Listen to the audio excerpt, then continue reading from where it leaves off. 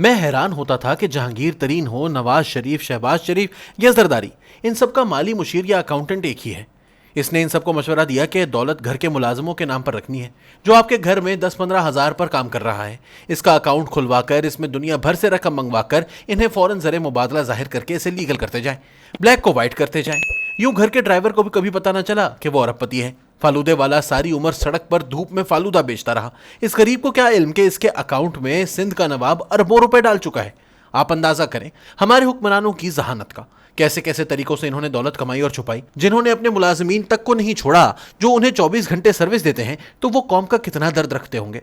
इमरान खान ने सोचा वो क्यों पीछे रहे, और उन्होंने अकल का वो इस्तेमाल किया जिसका उनसे पहले किसी वजीर आजम को ख्याल आया। उन्होंने 20% अदायगी करके 80% मुनाफा पर सऊदी अंगूठियां, नेकलेस और घड़ी दुबई के बाजार में बेचकर 14 करोड़ रुपए एक डील में कमा लिए। उस्मान बुजदार सादा लगते थे, अब इनकी वारदातों की तफसीलात सामने आना शुरू हुई हैं तो बंदा हैरान हो जाता है। फराह साहिबा के कारनामे अगर कम थे तो ट्रस्ट के नाम पर इमरान खान और बेगम बुशरा साहिबा ने 450 कनाल का तोहफा ले लिया। रोज इल्जामात दोहराए जाते हैं, लेकिन मजाल है कि खान साहब ने वजाहत तक दी हो। लाहौर के सर्विस इंटरनेशनल होटल का स्कैंडल किसी दिन ओपन हुआ तो खान साहब को लेने के देने पड़ जाएंगे कि अरबों रुपए का 14 कनाल पर मुहित कई मंजिला होटल, जो माल रोड पर जिम खाना के सामने प्राइम लोकेशन पर वाक़ है, कैसे कोड़ियों के मोल एक लाडले को बेच दिया गया। मेरे पास मौजूद दस्तावेजात के मुताबिक एक काबीना इजलास में खान साहब निजकारी कमीशन पर बरस पड़े कि इतने कीमती होटल को कैसे 1 अरब 80 लाख का बेचा जा रहा था। खुद खान साहब ने इजलास में कहा कि इन्हें पता है ये कितनी कीमती जगह है, ये तो अरबों की प्रॉपर्टी है। काबीना सेक्रेटरी अहमद नवाज सुखेरा ने भी वजीर आजम की बात की हिमायत की, क्योंकि खुद सुखेरा साहब निजकारी कमीशन में सेक्रेटरी रह चुके थे, लिहाजा उन्होंने भी यही राय दी कि होटल की कीमत बहुत कम रखी गई है।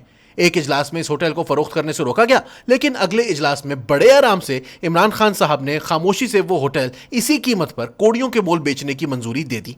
यूं एक लाडला बड़े आराम से माल रोड पर 14 कनाल का होटल ले गया। आजकल इस इलाके में कमर्शियल कनाल 1 अरब रुपए से कम पर नहीं बिकती। यहां 14 कनाल पर बना बनाया माल रोड पर होटल कोड़ियों के मोल बेच दिया गया, जिस पर खुद वजीर आजम को एतराज था। यह है हमारे ईमानदार वजीर आजम का छक्का। अब बताएं, इन सब ने जहां तक हौसला था माल बना लिया। शहबाज शरीफ और हमजा का हाजमा 16 अरब का था, जरदारी की मार 40 अरब तक थी, तो पहली दफा इक्तदार में आए खान साहब का बस 14 करोड़ के तहाइफ, 450 कनाल मुफ्त जमीन और एक होटल की हैरान कुन कम कीमत पर फरोख्त पर चल सका।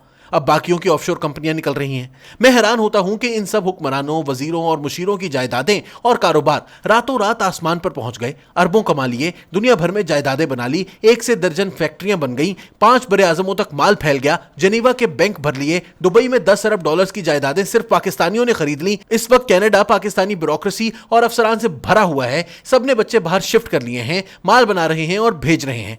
कोई पूछगछ नहीं कि इतनी दौलत ग्रेड 18 या 19 का अफसर कहां से कमा रहा है कि बच्चों को कनाडा रखा हुआ है और यहीं से सारा खर्चा जाता है। बात वही है कि बाढ़ ही खेत खा गई। अब जिस बड़े अफसर या हुक्मरान ने इन अफसरान से पूछगछ करनी थी, वो खुद ये काम पहले कर चुके हैं, लिहाजा इनके नजदीक ये कोई जुर्म नहीं है। अगर हमारे रिटायर्ड फौजी भाई भी सिविलियन ओहदों पर तैनात हुए तो भी कसर न छोड़ी। आजकल जनरल मुजम्मिल को नैब ढूंढ रही है और वो बैरून मुल्क चले गए हैं। वो पहले और आखिरी फौजी अफसर नहीं जिन पर ये इल्जामात लगे हैं, या नैब इन्हें बुला रहा है। अब बताएं, जब आपकी एलीट, जिसके लिए आप दिन रात दुआएं मांगते हैं, दोस्तों रिश्तेदारों से लड़ते झगड़ते हैं, सहाफियों पर तबर्रा भेजते हैं, इनकी अपनी हालत ये है।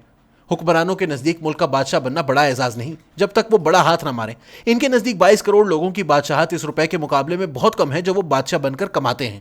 वो बादशाह अपने से कम और कमजोर लोगों की जिंदगियां बदलने के लिए नहीं बने, बल्कि इनके नजदीक खुदा ने इन्हें यह मौका दिया कि वो अपनी 7 नस्लें संवार लें।